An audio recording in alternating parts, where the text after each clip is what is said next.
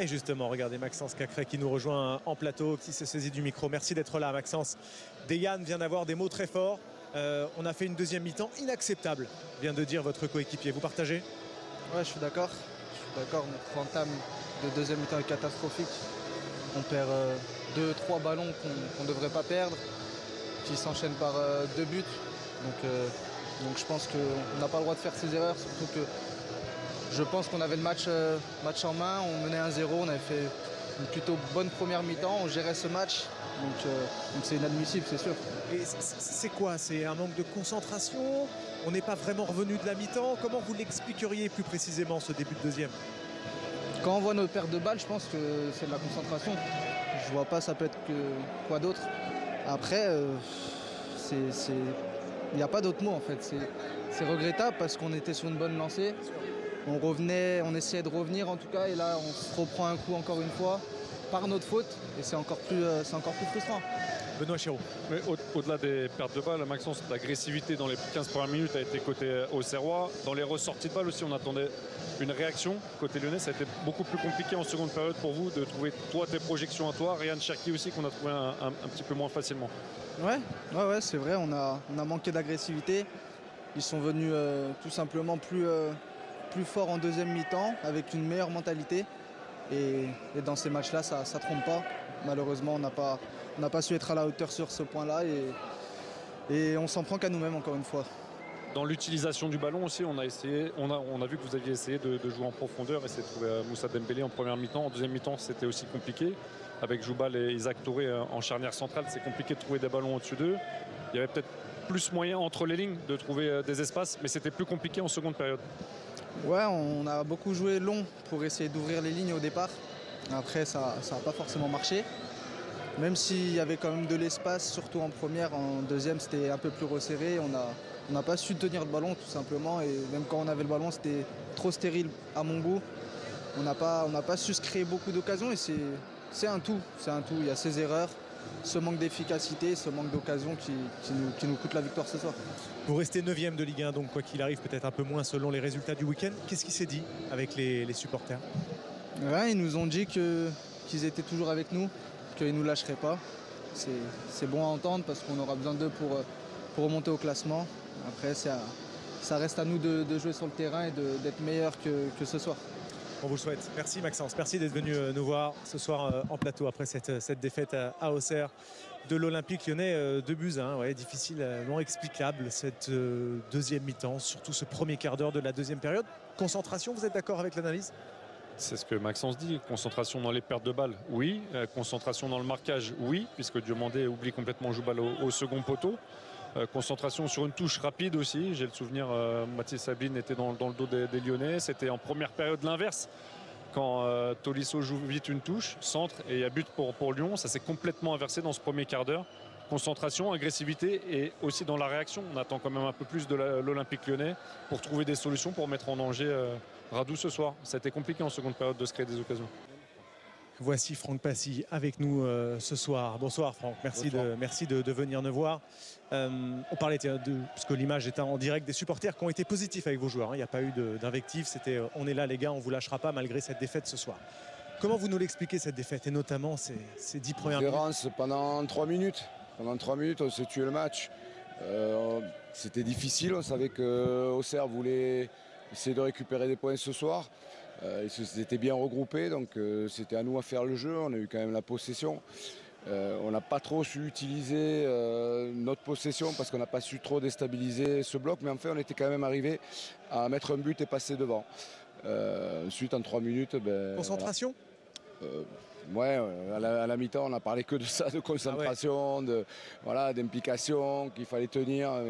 Mais bon, voilà, de temps en temps, on a des errances. Depuis qu'on est là, on constate que régulièrement, des joueurs qui s'oublient. Ben.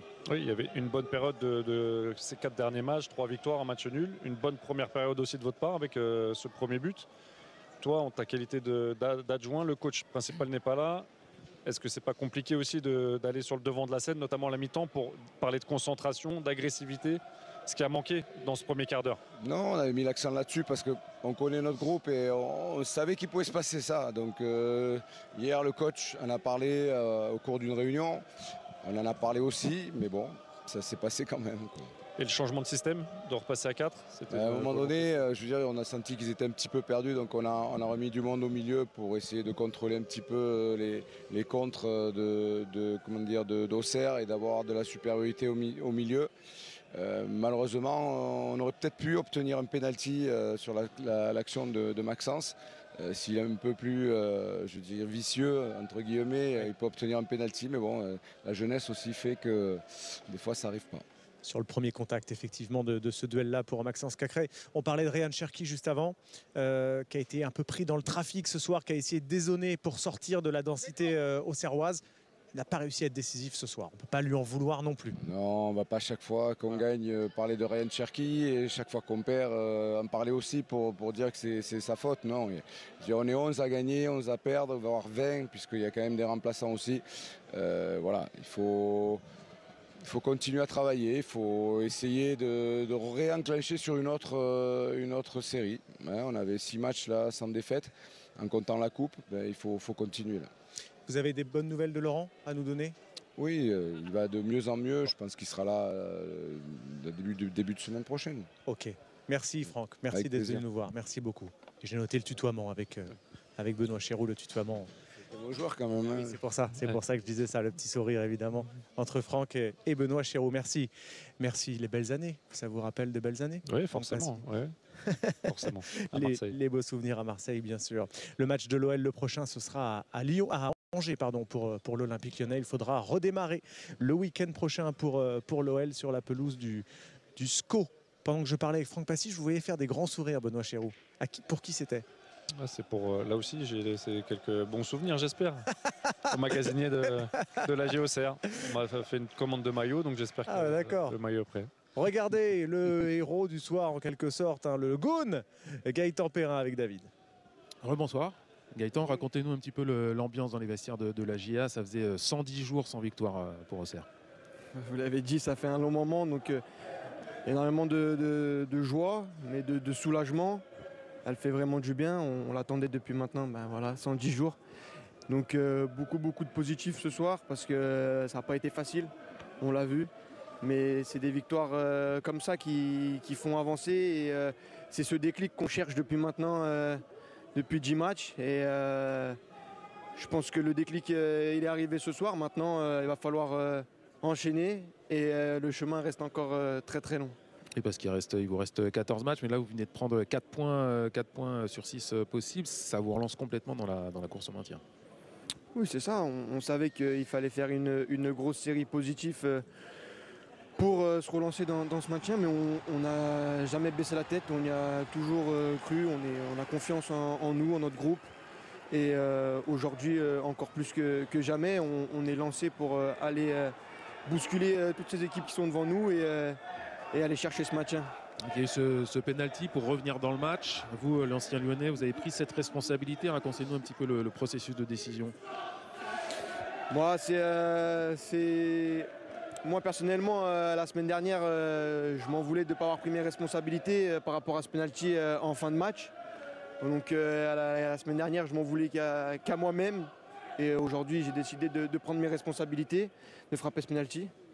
Ça n'a pas été simple, il n'était pas loin, mais ça passe et derrière, ça va de l'avant et on enchaîne très rapidement ce deuxième but et je soulignerai vraiment le travail de toute l'équipe ce soir derrière. Défensivement, on a senti qu'il y avait beaucoup de fatigue, mais personne n'a rien lâché et on en avait beaucoup parlé, c'est dans la tête et aujourd'hui on a été des guerriers comme on se l'est dit et on est allé chercher cette victoire qui fait énormément de bien.